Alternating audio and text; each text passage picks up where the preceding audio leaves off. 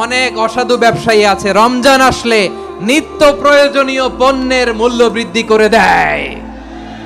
এরকম আছে না নাই?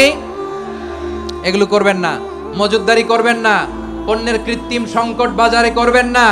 আপনি লাখ টাকা কামায়া ভাবছেন যে রোজাদারদের কষ্ট দিয়ে ধনী হবেন, এমন রোগ আল্লাহ আপনারে দিবে, কোটি টাকা দিয়েও আপনি হাসপাতালের বিল পরিশোধ করার ক্ষমতা আপনার হবে না। খবরদার।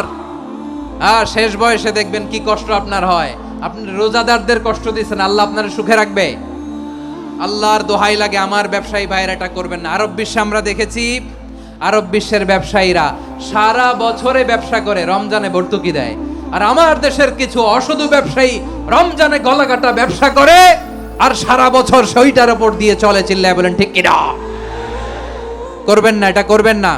নিত্য প্রয়োজনীয় পণ্যের মূল্য বৃদ্ধি করা হারাম, পণ্যের কৃত্রিম সংকট তৈরি করা হারাম, মজুতদারি করা হারাম, রোজাদারদেরকে কষ্ট দেয়া হারাম।